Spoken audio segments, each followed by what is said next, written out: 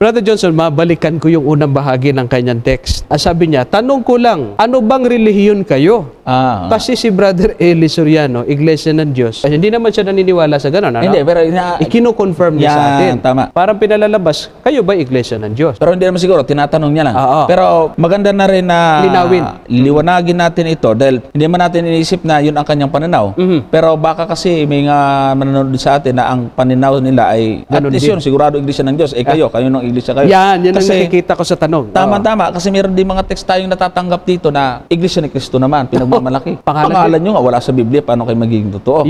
Yan ay isang mga bagay na dapat nating liwanagin.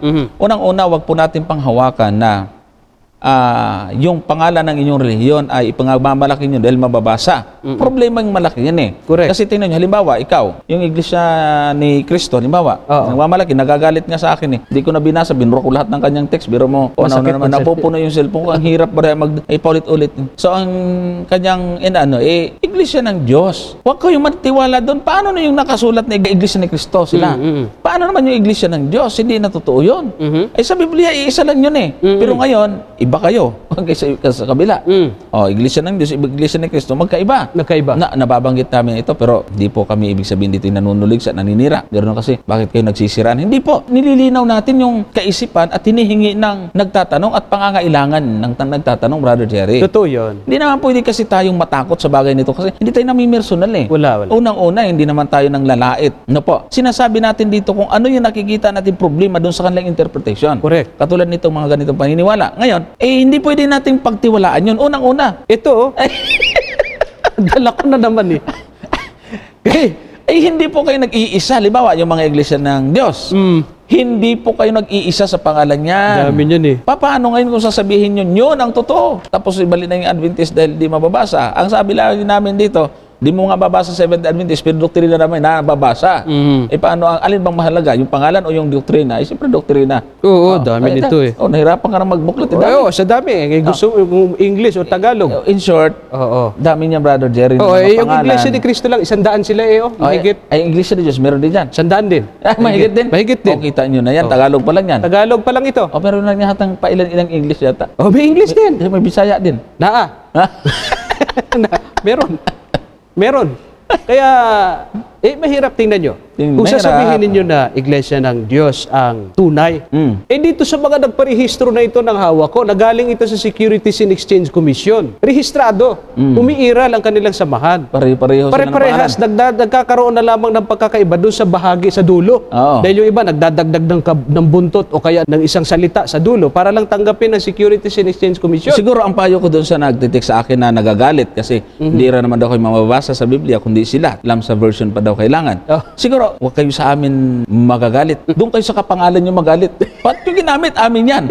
Kasi kung sa amin, wala hindi naman kayo magkakampi. Apat, ang inyong awayin, ang inyong i-text o kagalitan, yung may kapareho nyo ng pangalan. Tingnan nyo, yung text ng Iglesia ng Diyos at Iglesia ni Cristo, pareho. Pareho sila ng pangatuwiran. Dapat mababasa. Ay, pareho kayong mababasa.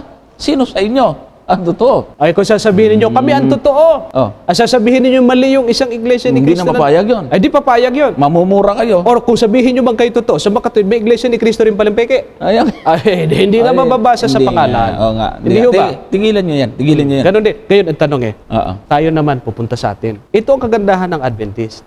Kasi, ang Seventh-day Adventist, kami man ay tinatawag ding Iglesia ni Cristo. Tama. Paano kasi aral eh? Aral eh. Ay, ang Iglesia ni Cristo sa Biblia ay Sabbath keeper eh. Ang Iglesia ni Cristo sa Biblia hindi kumakain ng karumal-dumal ng mga hayop. Ang Iglesia ni Cristo sa Biblia naniniwala si Cristo ay Diyos eh. Paano yan? Sa aral makikita. Ang Iglesia ng Diyos sa Biblia, nangingilin din ng Sabbath. Ang Iglesia ng Diyos sa Biblia, hindi rin kumakain ng karumal-dumal ng mga hayop, Brother Johnson. Yung merong tinatawag na katawagan sa inyo, o pangalan man kung tawagin ninyo yan, Iglesia ng Diyos man yan, ang Seventh-day Adventist, Iglesia rin ng Diyos. Iglesia ni Cristo man yan, ang Seventh-day Adventist, Iglesia rin ni Cristo. Ang Seventh-day Adventist, Iglesia rin ng Panginoon. Lahat po ng mga katawagan, hindi ko sinasabing pangalan, kasi hindi naman talaga proper name yan, Brother Johnson eh. Yung Iglesia ni Cristo, Iglesia ng Diyos, Iglesia ng Panginoon sa Biblia, yan po ay mga designation of ownership. Kapit na kapit po yan sa aming mga Seventh-day Adventist, sapagkat yung doktrina, aral, ng Iglesia ng Diyos, Iglesia ni Cristo, Iglesia ng Panginoon sa Biblia, kamukhang-kamukha ng doktrina ng Seventh-day Adventist sa Biblia, sa kapanahunan natin ito, Brother Johnson. Kaya nga ang Adventist, tinatawag din Church of God, Church of Christ, sa aming mga babasahin. Ay ito ang masama. Yung Iglesia ni Cristo hindi pwedeng maging Seventh-day Adventist. Yung Iglesia ng Diyos hindi pwedeng maging Seventh-day Adventist. Yung Iglesia ni Cristo lang, sabi mo kanina, Brother Johnson, hindi pwedeng maging Iglesia ng Diyos. Di paano na lang yan? Meron palang Iglesia ni Cristo, meron palang Iglesia ng Diyos, pero hindi magkasundo. Tama. Sa panahon natin ngayon. Samantala sa Biblia, yung Iglesia ni Cristo, yung Iglesia ng Diyos, iisa po yan. Tama. Pero ngayon, magkaiba na. Yun lang pangalang Iglesia ni Cristo ngayon eh. Ito, ang dami-dami na ninyo, hindi na nga magkaintindihan para lang tanggapin ng sect. Nagdadagdag ng buntot sa dulo. Kaya napakalaking panganib. Opo. Malaking panganib po kapag nag-relay tayo sa pangalan. Ganito na lang po mga kapatid, ano? Baka man binabanggit namin na yung Seventh-day Adventist ay naninindigan doon sa hindi nakapindi-pindi sa nasusulat. Tama. Pero kapag pipilitin ninyo kami kung mababasa ba sa Biblia ang Seventh-day Adventist, ay sasagutin na, dapat ito sa debate lang natin ilalabas eh. Oo nga. Pero pagbibigyan ho namin kayo, Bonus. mababasa ho Bonus na yan. ang Seventh-day Adventist. Mababasa po, ang dami. Oo. Talata. O, bibigyan kayo ng talata. Kasi yung 7th day, ikapitong araw, kailangan mo bang hanapin yan? Ang dami yan. Saan damakmak na talata? Napakarami yan. mula lumang Ikapitong tipan. araw, 7th day. So, hindi natin pagpatatalunan yan. Napakarami po yan. Ngayon, Adventist, yun po ay isang word sa Latin, Brother Jerry, na Adventus. Oho. Ito, binuksan ko yung aking Latin version. Vulgate dito, Bible. Basahin. Bibigyan ko kayo ng word na Adventus. Kung saan yun ang sa English ay Adventist.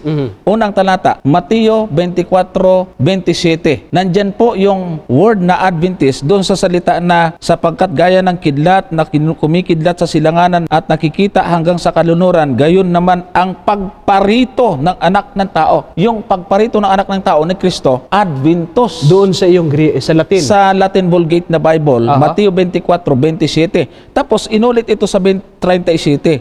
24:37.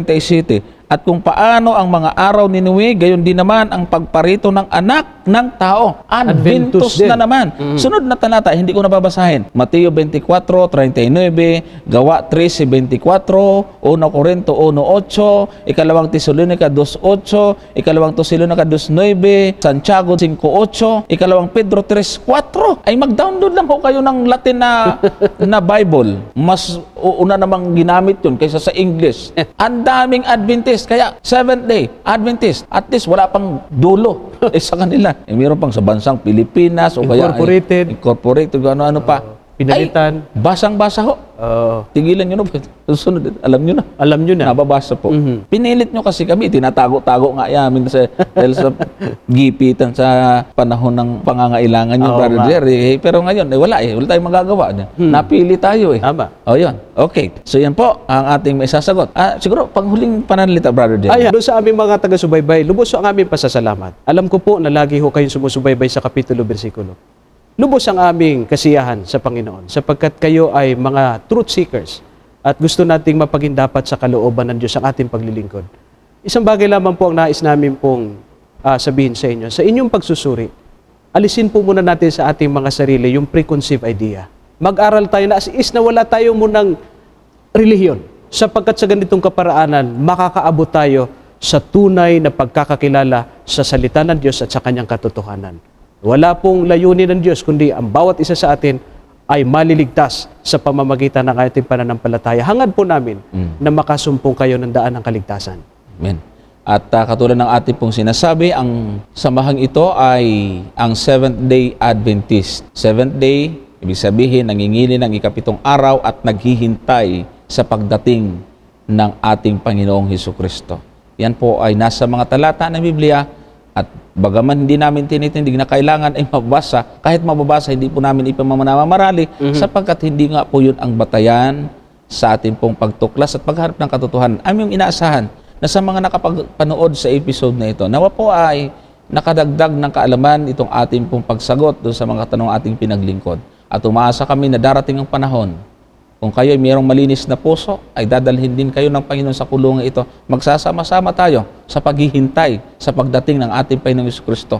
Yung Adventus na yan, yung mga na umaasa sa pagdating ng ating Panginoon, silang lahat ay pwedeng tawaging mga Adventist. Amen. Kung kayo po ay nasa samahang umaasa rin at naghihintay sa pagdating ng Panginoon, mga Adventist kayo. Hindi nga lang po kayo seventh day.